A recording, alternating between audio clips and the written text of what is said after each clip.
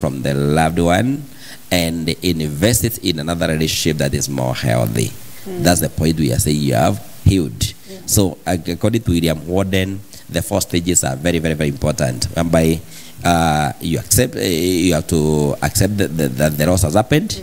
Then you go through the pain. Then you adjust. Then after that, you heal and reinvest. Because what was making us to be husband and wife or to be in the relationship is I had invested all my emotions.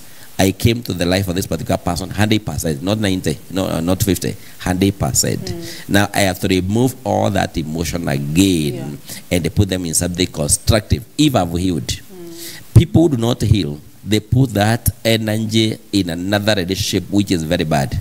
Like if I lose my spouse right now, God forbid, and then next week I have got another wife. I have jabbed. Remember we talked about the 5 stages? I have now jabbed the handles. So I have not healed. And that has happened to me, especially by many men in Kenya. So I have jabbed the handle. And that is going to catch up with me in a very, very bad way. My image, I'm going to destroy my image. I'm going to destroy my reputation because I never allowed myself. I never accepted that my loved one has died. I never decided to go through the process of going through the pain of processing that she's dead, that she's not coming back. I have not adjusted, and therefore I have jumped from the frying pan to the fire, and that's what many people do in life.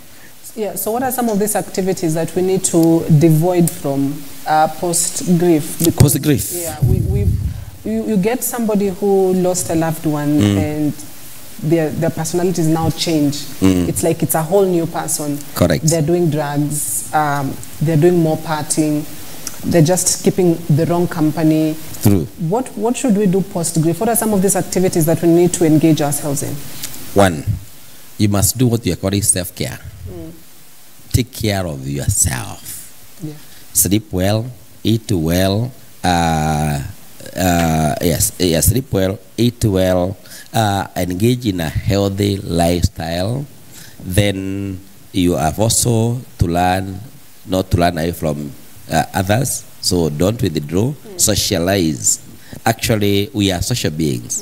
As we socialize with you and we share our moment of pain and grief, at least there is always the healing process that takes place. So socialize. Don't be antisocial. Then again, be ready to share with a trusted person what is happening in your life. There's always a person whom you can really confide what is happening within you. Within your circles of confidence, there's always somebody trusted you can talk to. Then also be ready and willing to go to reach out to professionals. They are there today, and like before, they are there. And they can be able to take you through the healing process through loss, grief, bereavement, counseling. Then also manage your stresses. When you discover that maybe these days you are hearing and seeing things which are not there, seek medical attention. Psychiatrists are there to assist you to manage the hallucinations and delusions. And now you are moving from the normal one now to a different world. So now seek medical attention. Then there are these kind of recurrent distressing dreams, and those about the loved ones. When those start happening, you can see a counselor. You can also see your clergy. Clergy is also there to give you now spiritual nourishment, which is very critical, because actually even after all these processes, the final and the ultimate solution will be in the spiritual. At this moment when we are hurt, we might even give God a vote of no confidence. However, the end result, after all is done by psychiatrists, professional counselors, the ultimate goal is on the spiritual dimension. Minus the spiritual, it is still vanity. So as we do all this, counselors and psychologists will take you through the psychological dimension, the physical dimension. The doctors will do that, and but then finally, for somebody to be whole, they still need the spiritual dimension, because by the spiritual, whatever you are doing, it is vanity. So as we do all this, finally we end up in the spiritual dimension, because God is the ultimate solution to all the suffering that mankind had. Yes.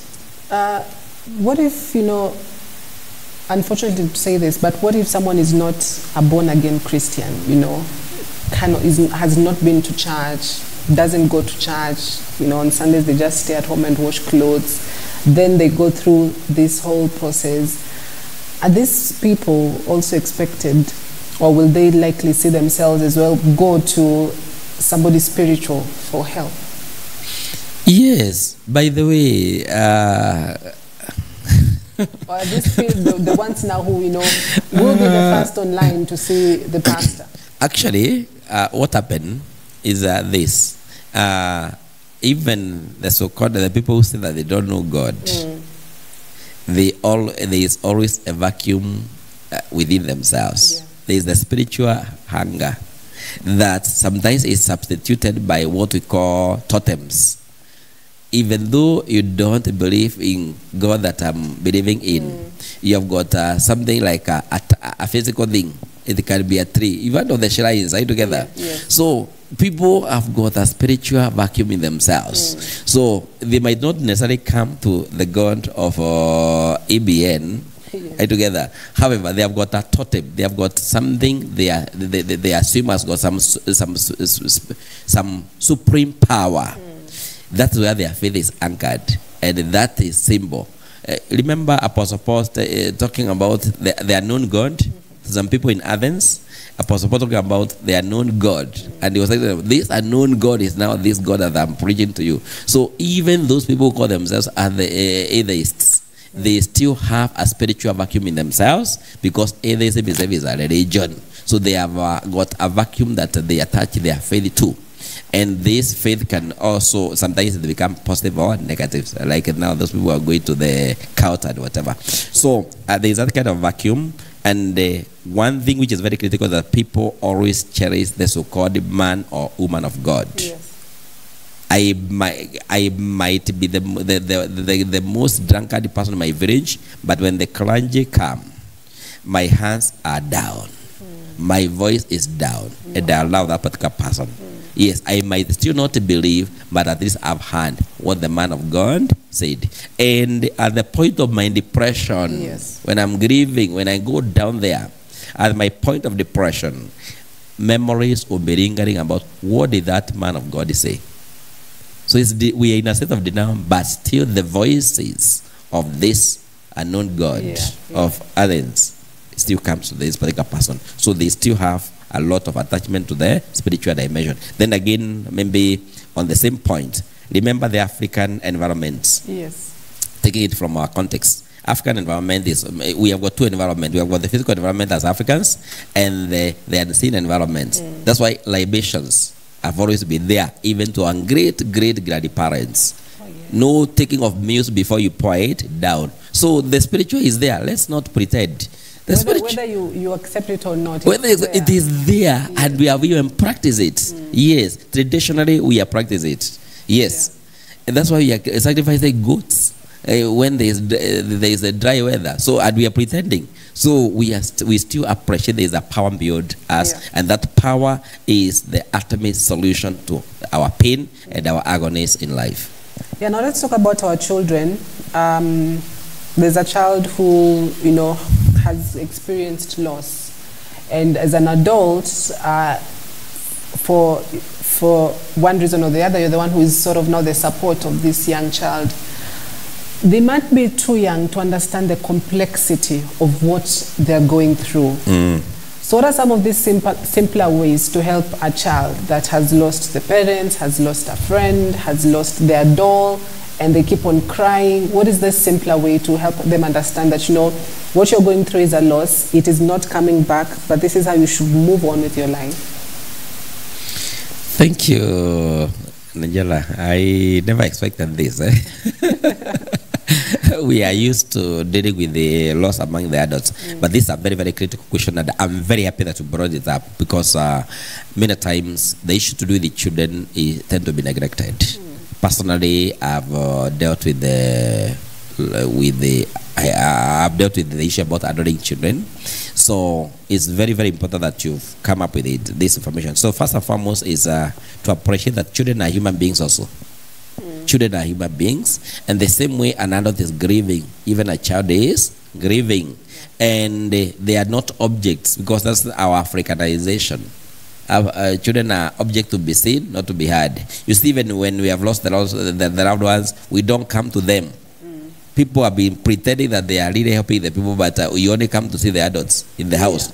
And you say how you stood with us. You did stand with the family. You stood with the adults in the family. So you thought the children are not important. Actually, that's a very critical area. In fact, this is an area that we need to even delve deeper. So children are human beings. They grieve like the way me and you is grieving, and they need to be taken through loss, grief, bereavement, counseling. Equally, when there is a trauma that has happened, they also need to be taken trauma, psychological first aid, and psychological debriefing, because they are human beings and they are the skills and the techniques to handle these children. Now, when children have lost their loved one and they are equally grieving, what you need to know, first of all, you need to appreciate their age brackets. So that even the question we are going to direct to them, it is age specific. So we first of all need to understand the age bracket. Number two, we need to acquire skills. Actually, what complicates dealing with the children is people lack the skills to address the children. Remember, at a tender age, allow me maybe to take this bracket between 0 and 12 years, because that's the actual period we normally call children. From that it's teenagers. Yeah, from 13 to 24, those are teenagers. So this bracket of 0 to 12, it tends to really disturb us a lot. First and foremost, we need to understand their age development, their age bracket, and the kind of question to ask, and what to apply to extract the information that we require. So for these children who are very young, we have got tools that help us to assist them to understand what is happening. First and foremost is what we are calling now the play therapy, whereby we have to engage with them in acting what happened. And because they have got two major environments, the home environment and the school environments, in the play therapy room, we need to engage them. We have to prepare items that resemble what is available at home and in school environments, so that they act what happened. They are seeing whatever is happening, they act. When they act, they are venting out. Then we take them through art therapy, whereby they are supposed to draw. You give them, maybe, assuming it's the dad or the mom who has died, we are assuming. So they are supposed to draw their family. Yes, on a paper. On a piece of paper. And then as they draw, now they explain what they have drawn. As they are explaining, they are venting out what? The emotions. Then the next thing is that we've been going to them, probably assuming this particular person was admitted in the hospital, we have been going with them to the hospital. Now, even the time the particular person dies, we need to take them there to discover this particular person is no longer in that bed. And this time now we are supposed now to prepare them to do this particular person has died and not taken by the angels, because again, there is the language you use here which really complicates. It's not the angels who took the particular person. This particular person has died. It is not God who has taken. Those terminologies we use. So we need to stop telling kids that, you know, so-and-so is going to be the angels. We need to stop saying that. It is evil. And it is at the professional, it's unethical to use those terminologies. They are called platitudes. Psychologically, professionally, they are a long way, because it's a lie. Yeah, they're dead. And this particular child has not developed to reach a point of understanding what you're saying. The person has died. That's what we need to tell them. Then we need to explain what is death. Death is the finality of life. It is the end of life. And when this life ends, the body goes back where? To the soil. But the soul and the spirit, they go to the Maker, who put them inside us. So they need to understand that, because I can hate God, I can hate angels, because they have taken away my mother. So we need to learn the right language to tell our children and take them through this kind of process. Then again, also something very, very, very, very important. Storytelling are very important for these children. They need to be told about the journey of this loved one who has died, and now this particular person has died. And they also need, if and the way possible, even to be taken to the graveyard to understand what was in that coffin. And sometimes during the viewing of the body is very critical for them to view and to be around to view. And we should not harass them. They need to be given time to view that body. Is the body of the mom, is the body of the aunt, of the uncle, or this cousin, they need to see it without being harassed completely, so that they can be able now to say appropriate good advice also. Then the next thing is also, we also need now to let them cry.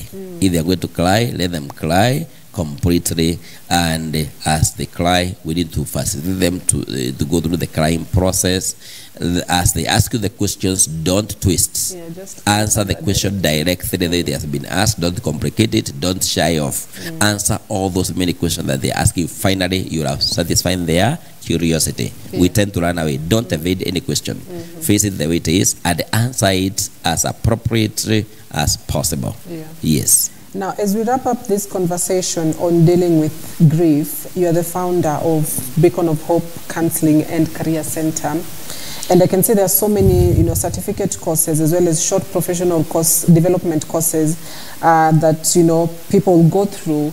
So looking at, is there a specific course that people can undertake so as to help them, give counseling on how to deal with grief? Or is it just a general, issue that comes under various courses that one goes through? Thank you, Nanjala. Majorly, Beacon of Hope Counseling and Career Center is a consultancy that I founded back in the year 2009. And the reason was I wanted to be doing consultation in the area of counseling, simply because I've been involved in so many disasters in the country. Including even the university attacks by the terror attacks incidents that have been happening, and I've been seeing how people have been suffering. So I started this consultation. Beacon is a source of light, and actually the name comes from we are the light of the world. Matthew 5:14. That's why the name came as a revelation. It's a source of light, and my calling was to illuminate or to create awareness in people to know how to undergo this kind of processes. So somebody undergoing a major, a significant loss in their life, Beacon of Hope Counseling Career Center can be able to take them through a training, a 5-day short course on loss, grief, and bereavement counseling, which is something very, very, very, very complex to be able to understand how to do with all the losses in life. It doesn't matter whether it's the loss of aspect of self. It doesn't matter what happened during the 2020, 2021 COVID era. You can be able to assist the people who are penning through that kind of process. Then issues to do with the traumas, many mental injuries that people are going through, and they are going out to make somebody to become even somehow insane. We have in those, and currently now I've been certified by British Psychology Society to conduct psychometric assessment and a career guidance, so that if you discover you're in the wrong career, there is the way to assist you to understand your pathway and become the kind of person you wanted to be. Yes. So quite,